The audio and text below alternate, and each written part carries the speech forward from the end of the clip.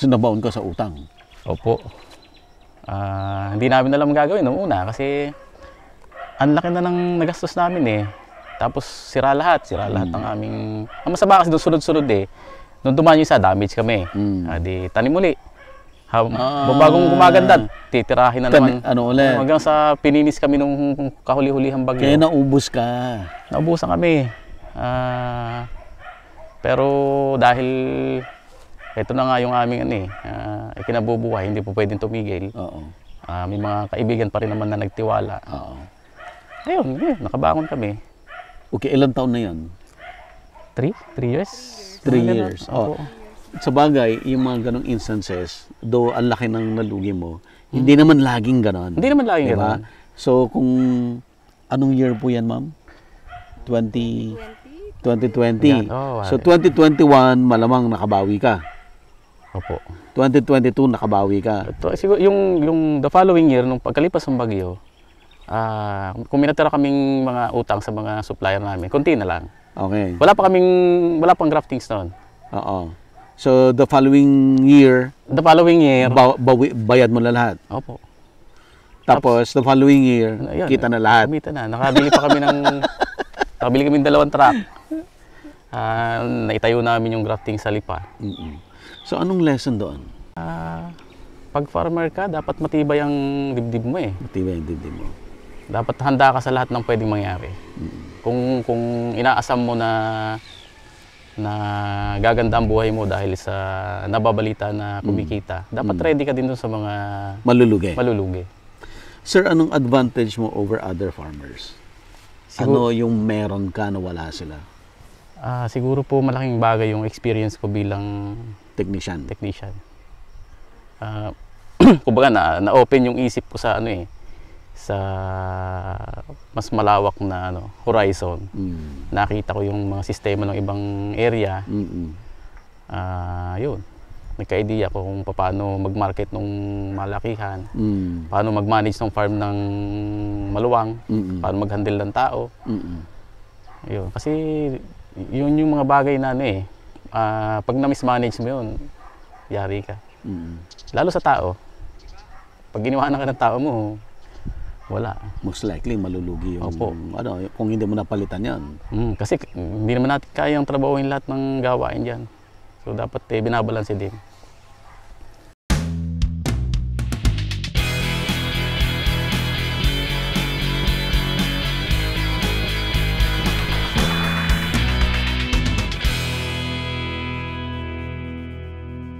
Available na po ang agribusiness merch sa Shopee. Ang link nasa description box.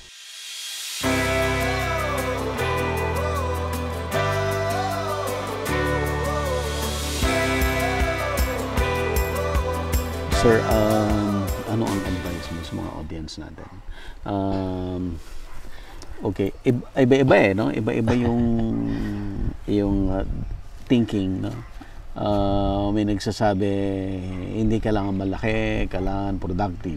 May nagsasabi hindi kailangan malaki, dapat talaga commercial scale, ganyan. Yeah. In your case, yung marketing, yung know-how, 'di ba? Naka-intertwine siya. Opo. Kung ako po ang tatanungin nila, siguro pag-aralan muna nila yung capacity nila. Yung capacity mo para i-manage yung farm. Siyempre yung capacity nung pera mo. Kasi kung kakana ka ng malaki tapos hindi mo naman siya masusustain hanggang matapos, problema ang idudulot noon. Tapos yung overall capacity, pati yung pag-recruit ng mga tao na gagawa sa farm. At saka paano mo ibebenta yung produce. Madaling magtanim, pero nakakalimutan ng iba paano magbebenta. Opo. Kasi yun ang mas importante. Mas importante. Kasi mas maganda, hindi pa nga nag-aani, alam mo na kung saan mo dadalhin. Yung iba kasi saka maghahanap pagka andyan na. Nabubulok na yung gulay, hindi pa nabebenta. So sayang, kawawa naman. Dahil advantage mo ay dahil technician ka, 'di ba? Paano yung mga hindi technician? Ano naman yan eh. Ang farming naman kasi basic eh. As long as alam mo kung ano yung pangailangan ng halaman mo. Tapos kami, sa side namin, ako, hindi kami madamot eh. Binibigyan namin ng libre yung aming services na technical. Kung pwede kaming ikonsulta, pwede kaming anytime. Kahit nga hindi namin kliyente, basta... Kahit hindi mo kliyente, opo, ini-entertain namin yan. Opo. Dahil galing ako sa sa ganung trabaho na hindi naman kami nag-aas ng pabor. Kundi gagawin lang namin yung trabaho namin. So, kumbaga, na sa akin yun. Kung sino na kailangan, tawag lang. Well, maganda naman ang balik nun sa'yo. Hindi mo alam paano, pero may magandang balik sa'yo yan eh. Maaari po. At kami sobrang blessing nga dun sa pangyayari na nanggaling na kami dun sa sobrang lugi. Ang ano pa nga po dun, binalak na namin bumalik na Mindoro eh. Doon. Mag-settle na lang doon kasi simple ang buhay doon. Hindi, dahil talagang sa sobrang lugi namin naubos lahat eh. Sir, lumalabas dalawa ang negosyo mo. Seedling, doon sa graftings and plantation. Vegetable farm. Okay. Opo. Alin sa dalawa ang mas maganda kumita? Kung sure ang kita, sa seedlings. Kasi computed lahat eh. Alam mo na lahat? Alam mo na lahat eh. lahat. Pagka sinalang yun, alam mo na kung magkano yung kikitain mo doon sa batch. Kung 1 million seedlings, more or less, alam mo na. Opo. Computed alam mo na yung gastos, alam mo na yung kita. Lahat yan. Computed lahat yan. Kasi alam mo kung ano yung inputs mo. Mas maliit ba ang risk kasi mas maiksi yung time mo siya alagaan? Mas maikli yung time. Kaya lang mas maliit eh ang kita. Maliit ang kita. Barya-barya lang doon. Barya lang siya. Walang jackpot basically. Walang jackpot. Okay. Pero kung gusto mo ng jackpot, andito sa farming. Sa farming talaga. Magugulat ka nga diyan.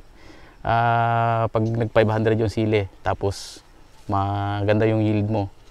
Hindi mo aasahan, kumbaga kikita ka na gano'n kalaki.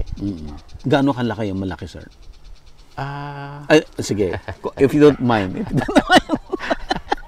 Yung nag 1,000 yung sayang sili. na, kasi magkano kinita mo doon? Gross lang, wag nang... 11 to 14 million na tayo. Million? Yes, sir. Ano pa ako doon? Technician ako doon. Nag-work ka pa nun? Opo, nag-work ako doon. Pero nasa Mindoro kasi yung farm. Ang nagmamanage yung mga kapatid ko. Andito ako sa main kasi nandito yung aking area eh. Yun. Hindi ko alam kung saan dadalhin yung 14 million. First time mo makakawak ng ganan? Hindi mo sa bigla. Based on our records, ganun po yung aming sales. Okay. Sige, mugulong yan. Opo, ipagpalagay na doon sa 14 million eh. Gastos namin mga 2 to 3 million. Not bad. Opo. Not bad. Ayun, saktong may pera kami. Yung mga lupa na dati pinapangarap namin na magkameron din. Pinagbibili mo natin? Bumili po kami ng lupa. May area na po kami doon. Pinunta mo lahat, investment lahat yan? Opo, kasi wala kaming lupa talaga dati. Yung bahay namin dati, naninirihan lang kami. Sir, yung walang jackpot, okay, you have 18 hectares. Magkano kinikita ng 18 hectares? 18 hectares. Kano mo? Depende po kasi sa ano. Depende. Depende lagi yan. Pero sa masaya ka? price. Masaya ka? Opo. Kasi lahat ng pinundar po namin sa graftings, yun po ay galing sa sales namin last year. Hindi siya bigla, pero utay-utay, nakakapagpundar po kami. Nakabili pa kami ng 2 truck. Ang isang truck noon nasa almost 1 million. Hindi naman siya brand new. Pero nasa 1 million din ang isa. Ayun, tapos magpagawa na lang ng greenhouse, sir. Medyo malaki rin. Malaki. Tapos magkano isang greenhouse? Sa case namin, dahil kami ang gumagawa, kasi po kung magpapa-install kami noon, nagpa-quote ako noon, nasa 400,000 eh ang isa. Dahil ikaw gumawa, magkano? Mga 200, 250. Kalahati. Kalahati. Kaya yung 3 unit namin, makakabili ng kotse yun eh. So kung yung monthly magkano yung kinikita mo monthly Dito po sa overall. overall? Farming or farming muna? Pama-BIR tayo. Hindi, ang farming walang tax. Opo. Sana. Tax. Hindi, wala. Wala. Naka-ano ka ba? Kahit na kompleto ko ng documents, non-VAT ka. Non-VAT yung sa atin. Ano? Non-VAT ka dapat. Non-VAT. I don't know, di ko alam yung seedling, yung nursery. May tax yan. May tax po kami. Pero yung, farming, wala. Under Miodat Agri Trading, nagbabayad din kami ng tax. VAT yan? Non-VAT? Non-VAT po. Non-VAT. Maliit lang naman. Nagbabayad kami quarterly. Pero, Actually, hindi, tamali ako. Pwede ka palang VAT, pero i-apply mo na VAT exempt. Naka-register ka na VAT. Zero ang... Walang tax yun. Nagbabayad kami. Zero yun. Okay lang yun. Para makatulong din naman sa government. At saka marami naman kaming pabor na nakukuha eh. Sa bagay. Okay. Huwag na natin. Saan tayo? Gusto niyo pong bisitahin yun? Namimitas ng Puntaan natin yan. Off-cam, kumikita na ng buwan. Mahigit siguro. Mahigit pa. Pero yung expense mo, malaki rin. Neto na yun. Labor, sir. Yung miscellaneous expenses sa farm. Nalalakas pa kumain ng farm workers. Ng bigas. May namimitas pa? May namimitas pa doon? Break na. Maya-maya na tayo. Sabay-sabay na. Maya-maya na. May namimitas pa ka? Tuloy nyo na muna. Marunong kang magnegosyo. Uundan talaga, no? Opo. Dapat kung okay na yung production mo, dapat okay yung marketing. Nagtinda kami sa ano? Nagtinda kami sa Tanawan dati, sir. May pwesto ako doon dati. Kaya nakilala ko lahat ng ano doon eh, mga traders. Buyers. Kilala ko kung sinong mga traders doon na maayos at saka hindi. So doon ka lang sa maayos. Opo, siyempre. Tapos kami, pag may mga client kami na mga baguhan, Romy, baka matutulungan mo kami sa market. Sabi ko, sige po, connect ko kayo kay ganito. Usap na lang po kayo. Sa tingin ko, ito yung ayos. So, natutulungan din namin sila. Sa'yo rin to, eggplant? Opo. Ito, palipas na rin? Palipas na kasi tinanim namin yan ay June. Iraraton namin siya. Iraraton tayo. Iubos lang yung bunga. Lalaki rin ng bunga nun pag rinaton mo? Opo. Ano, tapos na kayo? Ito yung... Ito, sili. Op, saglit. Sili, ang dami, ano? Sige, diretso na. Sili. Itong kabila, maraming may-ari nito. Yung itong 5 hectares na to, itong kabila 5 yan eh. Nasa Parañaque yung may-ari. Ito, iba may-ari nito.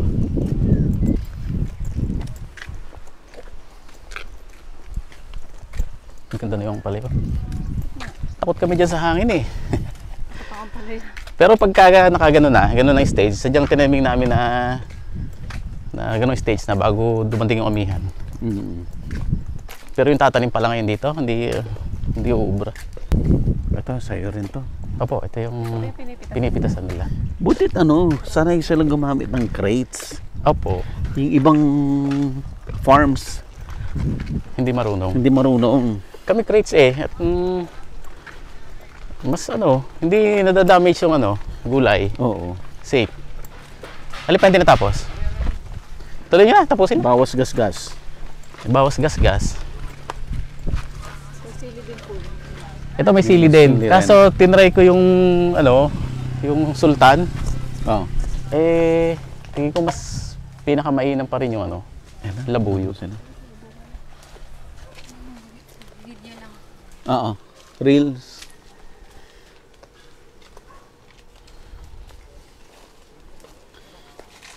Ako seryoso rin akong dito sa vlogging. Negosyo rin talaga ang treatment ko dito. Hindi yung vlogging lang.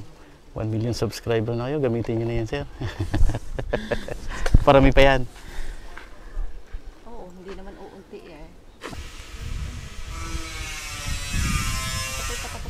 patapos na po ito. Susunod dapat dyan sili. Ito, may tanim na rin kami sili. Malaki na, no?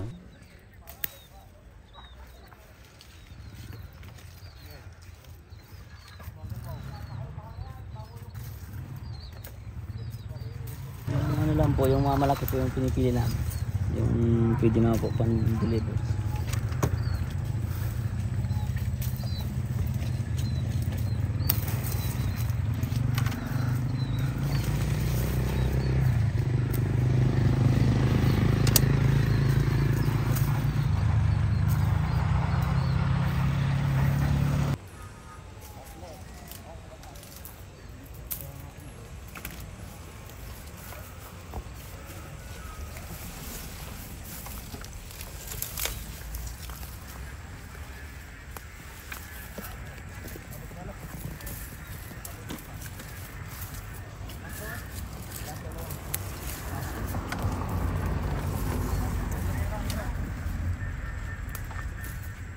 Ilaglag nyo na ang hinog ha. Oh, Leo, kung may nakikita ang hinog, ilalaglag mo na. Kukunti na pala eh. Sakto lang eh.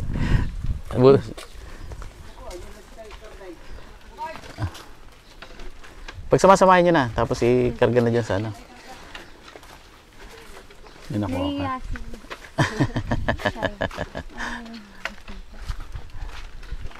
Hiyain sa dyan mga tao namin. Mga ano sila, galing ng Bako, Oriental Mindoro.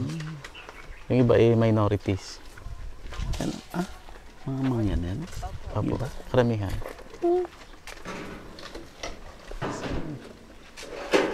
Kasi meron kaming tao na mga 15 years na yata sa amin. Taga roon, siguro, nababalitaan nila na nagtagal dito sa amin, okay. Kaya sila tumatagal. Kukuntiyan yan kasi marami umuwi nung Christmas vacation. IP sila. Indigenous people. Tignan mo yung features nila iba.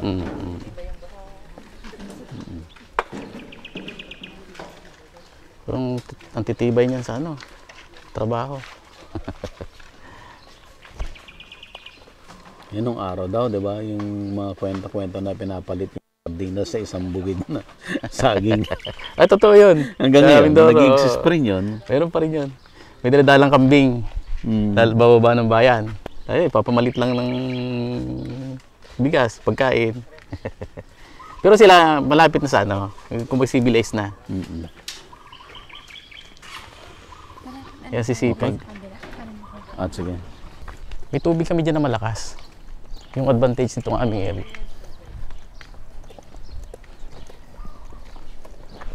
Ilog? May ilog po sa baba. Tapos dito, Bukal? Niya. Mayroon Irrigation. Tinesting ko tong Bell pepper. ito, matagal namin nag-harvest dito nung umabot pa ng December, ng Pasko. Opo. Mga tira-tira na lang to. Pero mas masaya ako doon sa Red Hat. Ang ganda-ganda ng Red Hat doon. Puno ng sili. Pag natapos yung ampalaya, di puro sili na. Dito direct kami kumita ng maganda sa kamatis. Inabot namin yung 2,000 per box. Pumipitas kami minsan mga 2,000 per box? pumipitas kami minsan mga 400 boxes. Yan.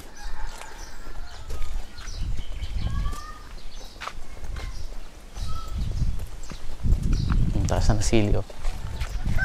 Bubunga pa yan. Inabot niya yung Christmas. Ngayon, kasunod naman mga piyesta sa Batangas. Naman.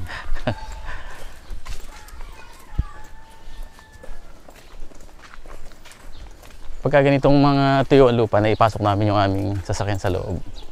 Kaya nilakas namin yung area. Kaya lang pagka maulan, talaga eh. Nagpuputik to. Oh, hindi namin matambakan kasi nagre-rent lang kami. Oo. Ayaw nung may-ari.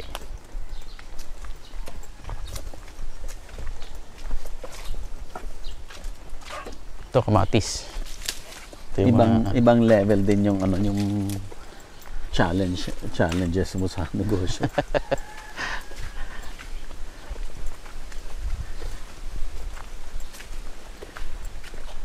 Maraming ganito dito, sir. Marami pa akong mga kasamahan dito. Mas malalaki pa yung taniman saan. Tingin ko nga sa sarili ko, ako yung small time dito eh. Dito. Opo. Ito yung sigang, yan. Ito yung sigang. Under ng ampalaya. Gaganda oh.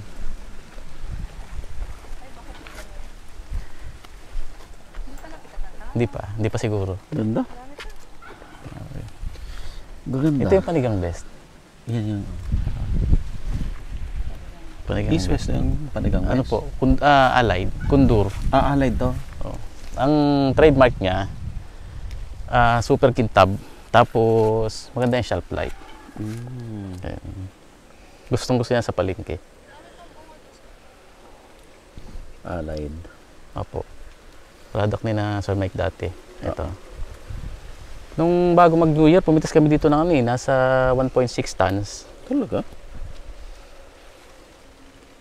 Maganda presyo nito noong December. Nasa 90. Ganda. 90 pesos. Mura pa yun, sir. Mura yan. Umabot pa yun ng dati nung June, July ata. Umabot yung mga 150 per kilo. Pagbagsak presyo, 5 piso. Hindi na kami maabot sa ganun. Hindi ka na mabawa. Hindi ako tumatanim ng sili ng ng summer. Ano yung month na para maiwasan mo yung 5 piso na yan? Huwag kang tatanim ngayon. Ngayon? Opo. Kasi harvest niya, marami kang kasabay sa Pangasinan. Oo. Huwag mo sasabayan yung Pangasinan at saka yung Nueva Ecija. Nueva Ecija. Pag yun ang sabayan mo, wala na, no? Ako po. Yari ka, no? Itong sa amin, ano na to, pang finishing touch na to, sir eh. Yung main crop namin natapos na, yung kamatis. Ang ampalaya namin, patapos na din siya. Sili naman, pag natapos, yung ampalaya namin siguro mga 1 buwan pa hanggang maubos yung mga nakabitin na bunga. Ikakat na namin siya para sili na lang yung Sili matira. na kayo. Bumubunga na rin naman siya. Actually, marami na ako yung nakuha dito sa sili na to. Dahil bunga, sir, oh. Oo. Hanggang dulo. Kaya possible yung relay cropping para ma-maximize ang gamit ng lupa.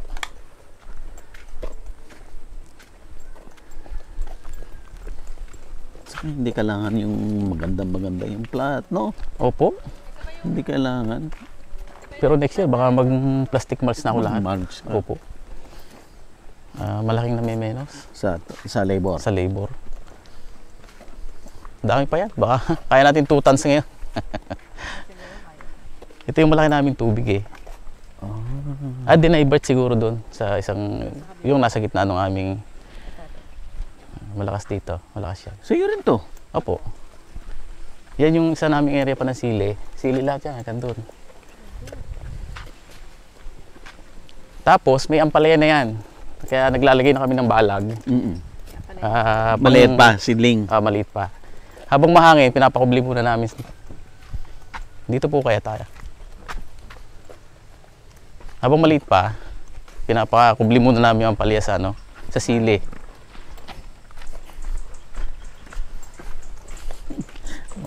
Maraming tatawag sa'yo. Okay lang, sir. Sari tayo dyan. Yeah. Ito po yung mga nagpunda kami, walang tumanim. Yan.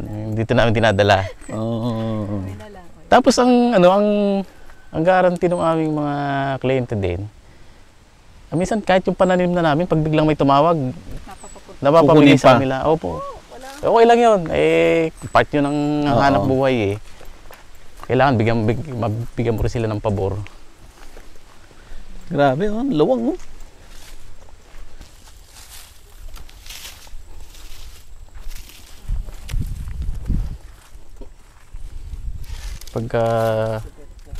Pagka yung mga month Hindi mo pwedeng itanim to, Ella.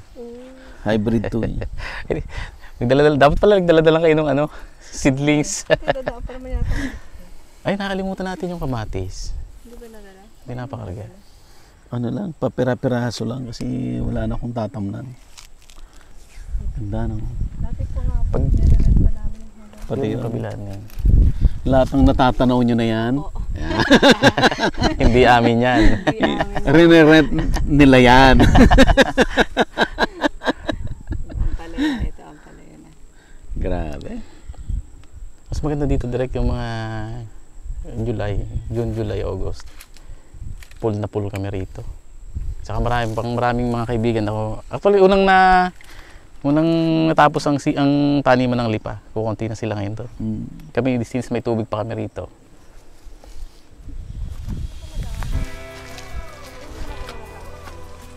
Ba't hindi ka nila sinama sa national na farmer hero?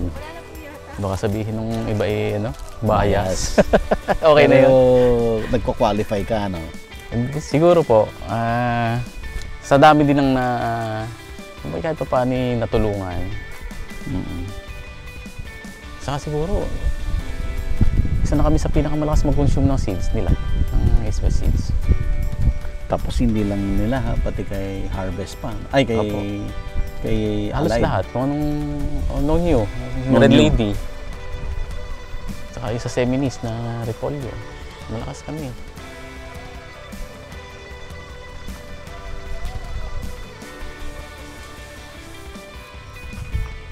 Yung iba may tama.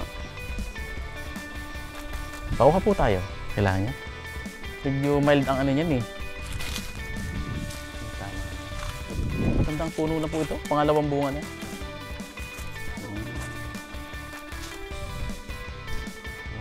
Tama. Yung mga tama.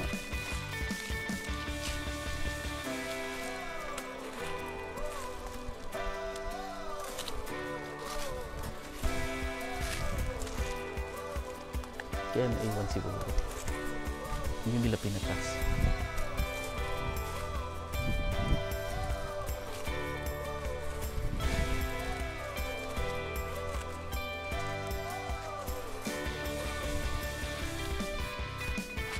Yun, tama. Itong kalaban ng mga magsising. Available na po ang agribusiness merch sa Shopee. Ang link nasa description box. Agribusiness, how it works. Instruct, inspire, succeed.